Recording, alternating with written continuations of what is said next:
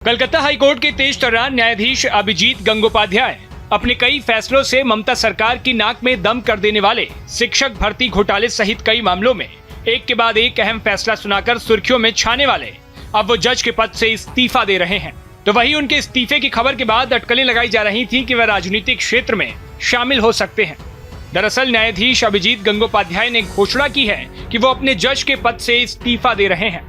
Media से बात करते हुए उन्होंने ऐलान किया कि मैं कलकत्ता उच्च न्यायालय में न्यायाधीश के पद से इस्तीफा देने जा रहा हूं। पिछले 2 वर्षों से मैं कुछ मामलों से निपट रहा हूं, विशेष रूप से शिक्षा के मामले, जहां एक बड़ा भ्रष्टाचार पाया गया है।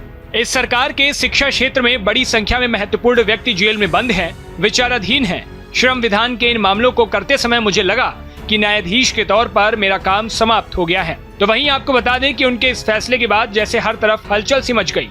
इससे पहले सुनने में आया था कि वो अगस्त में अवकाश लेने वाले हैं, लेकिन उससे पहले ही 3 मार्च को ही पद छोड़ देने का फैसला काफी अहम माना जा रहा है। सूत्रों के मुताबिक वो देश के राष्ट्रपति और मुख्य न्यायाधीश को भी इस्तीफा भेजेंगे। बता दें कि न्यायमूर्ति गंगोपाध्याय ने शिकायत की है कि अदालत में रहने के दौरान उन्हें कई बार टीएमसी की तरफ से अलग अलग तरह के तानों का शिकार होना पड़ा। उन्हें बुरी बातें कही गई और कई बार चुनौतियां भी दी गई। तो वहीं न्यायाधीश अभिजीत गंगोपाध्याय के इस फैसले पर बीजेपी सांसद दिलीप घोष ने कहा कि पीएम मोदी ने पश्चिम बंगाल के लिए जो किया है वह कभी किसी ने नहीं किया। श्यामा प्रसाद मुखर्जी के नाम पर एक बंदरगाह का नाम रखने के लिए दिल्ली में नेताजी सुभाष चंद्र बोस की प्रतिमा स्थापित करना, पीएम मोदी ने पश्चिम बंगाल की महान हस्तियों का सम्मान करने के लिए बहुत कुछ किया है। इससे पहले यह सब ममता बनर्जी और गांधी परिवार के बारे में था। अभिजीत गंगोपाध्याय जैसे लोगों का राजनीति में स्वागत है। लोगों में विश्वास पैदा करने और स्वच्छ राजनीति स्थापित करने के लिए उनके जैसे सच्चे लोगों की जरूरत है।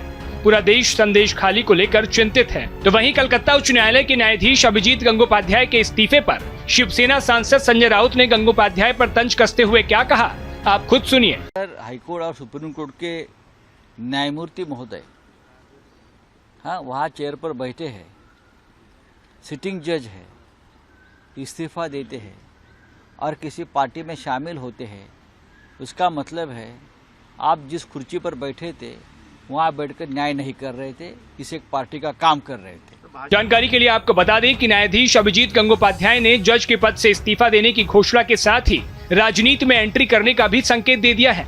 इस वीडियो में फिलहाल इतना ही। देश और दुनिया की तमाम खबरों के लिए देखते रहिए भारत एक्सप्रेस।